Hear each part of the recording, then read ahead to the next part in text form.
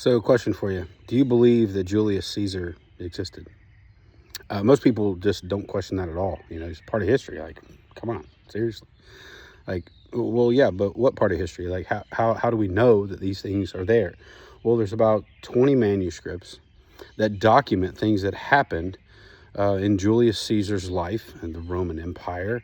A lot of different things that happened in there. There's people, historians, that have taken those things down, and they've been verified manuscript after manuscript after manuscript. And there's about 20 manuscripts that all agree. And it's like, oh, well, all these things agree. Different points of view from different people.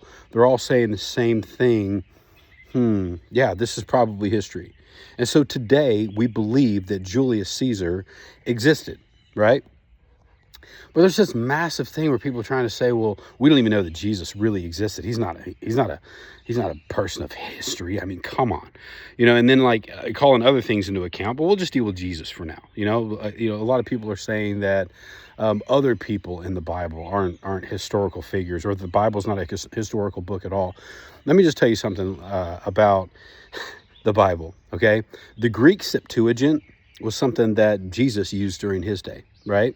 By the way, there's about 24 to 27,000 manuscripts written by a whole lot of different people. About 24 to 27,000 different manuscripts, and they all match exactly. So that's a lot more than our basis of believing in Julius Caesar. Okay. So,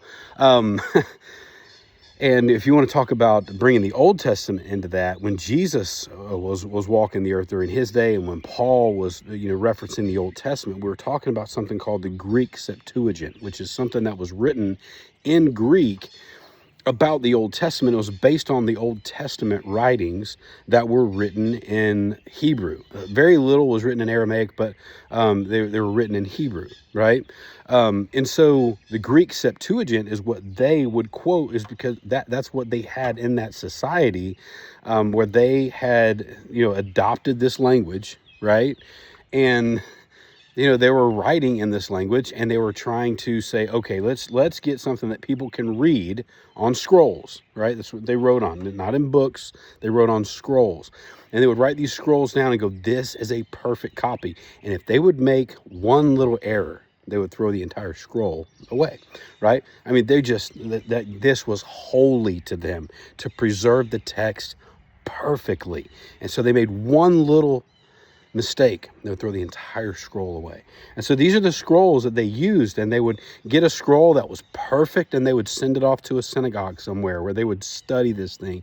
And it was the old Hebrew scriptures, but it was called the Greek Septuagint, right? That's what Jesus read from, that scroll, when he was in his hometown. He said, hey, I'm here fulfilling Isaiah 53, right? He was reading from the Greek Septuagint. And so if you want to talk about history, and talk about historical texts that tell us what history says, from tons of different authors, all saying the same thing, corroborating events in different languages at different times, sometimes thousands of years apart, but talking about the same things that happen in the same places, and corroborating those evidence without even knowing each other, not being from the same place and not speaking the same language, but all corroborating the exact same stuff. There is no book that does this like the Bible. No book. The Bible is absolutely miraculous. If you want to criticize it, sure. Like, candy pick a YouTube video of somebody that seems like they know what they're talking about, and then shove that down somebody's throat that doesn't know how to answer it. You want a cakewalk? Go ahead, do that. But you want to really study the Bible and this miraculous book that God perfectly preserved using imperfect people, what you will find, if you will legitimately seek and just read this thing, it will change your world.